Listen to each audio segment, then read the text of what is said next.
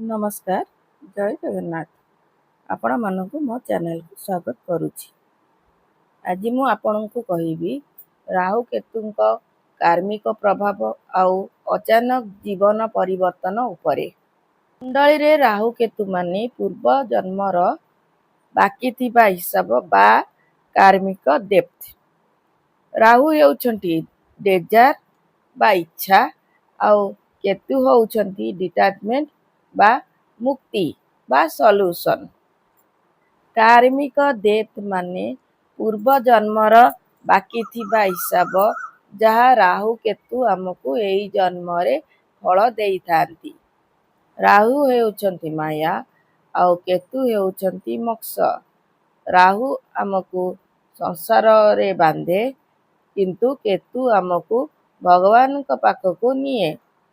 जेतेबेले आमर पुराना कर्मर balance sheet बाकी थाए राहु अचानक समस्या देई सेटा को क्लियर करे जोठी केतु हमकु स्पिरिचुअल शक्ति दिए। आसंतु जानिबा कुंडली रे राहु केतु थिले भारती भाव उपरे की प्रभाव पकेई थांती। राहु लग्न रे थिले व्यक्ति निज आइडेंटिटी को नहीं बहुत सीरियस होई जाए। आउ केतु सप्तम भावरे थिले पार्टनर ठारू टिके मेंटल डिस्टेंस आने। राहु द्वितीय भावरे थिले धन आ परिवार पाई रेस्टलेसनेस आने। केतु अष्टम भावरे थिले गुप्त विद्या और रिसर्च रे गभीर रुचि दिए। राहु तृतीय भावरे थिले व्यक्ति बहुत फेयरलेस आउ कम्युनिकेटिव होई थाए जहा मीडिया बा ऑनलाइन वर्क पाई श्रेष्ठ होई थाए। नवम भावरे केतु भाग्य रे थिले अनकन्वेंशनल शिफ्ट आने जोठी व्यक्ति निज अनुभव रु धर्म को बुझी थाए। राहु चतुर्थ भावरे थिले घर बा परिवार रे रेस्टलेसनेस बा अशांति आने किंतु प्रॉपर्टी पाई भल।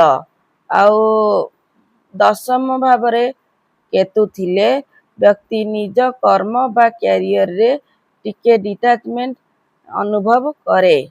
टेक्निकली फोर्थ हाउस सुख आउ 10th हाउस कर्मर स्थान जोठी एही यति थिले व्यक्ति लोक देखानिया फेम अपेक्षा गभीर स्पिरिचुअल काम करिबाकू भल पाए। पंचम भावरे राहु थिले व्यक्तिंक बुद्धि बहुत शार्प आउ अनकन्वेंशनल होई थाए जहा क्रिएटिव फील्ड आउ एस्ट्रोलॉजी पाई बहुत भल किंतु एहा संतान को नहीं टिके चिंता भी दिए।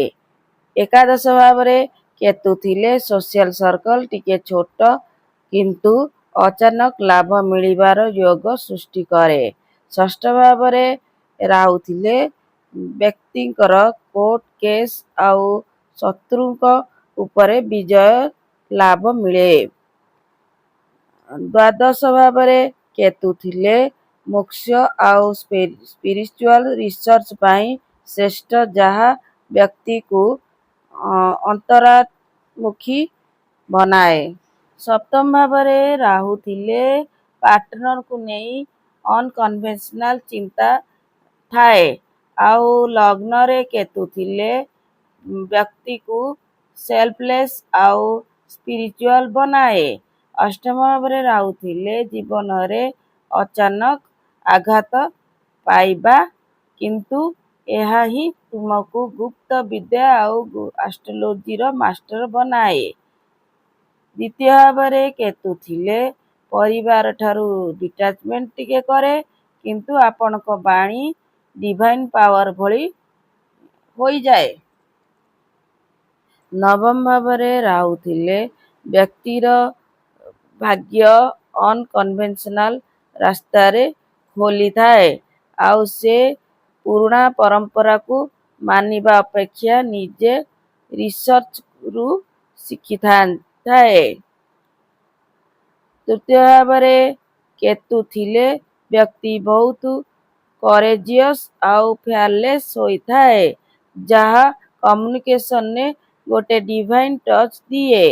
ଦଶମ ଭାବରେ ରାହୁ ଥିଲେ ବ୍ୟକ୍ତି କ୍ୟାରିୟରରେ ଅସାଧାରଣ ସକ୍ସେସ୍ ଆଉ ଫେମ୍ ପାଏ, କିନ୍ତୁ ଚତୁର୍ଥ ଭାବରେ କେତୁ ଘର ଭିତରେ ଟିକେ ଡିଟାଚମେଣ୍ଟ ବା ରେଷ୍ଟଲେସନେସ୍ ବା ଅଶାନ୍ତି ଆଣେ। ଏକାଦଶ ଭାବରେ ରାହୁ ଥିଲେ ଅଚାନକ ଲାଭ ଆଉ ସୋସିଆଲ ସର୍କଲରେ ବଡ଼ ଇନଫ୍ଲୁଏନ୍ସ ମିଳିଥାଏ। ପଞ୍ଚମ ଭାବରେ କେତୁ ଥିଲେ ବ୍ୟକ୍ତିର ଇନଫ୍ଲୁଏନ୍ସ ବହୁତ ପ୍ରବଳ ଥାଏ, କିନ୍ତୁ ସେ ସନ୍ତାନ ବା ଏଜୁକେସନକୁ ନେଇ ଟିକେ ଡିଟାଚ୍ ରହେ।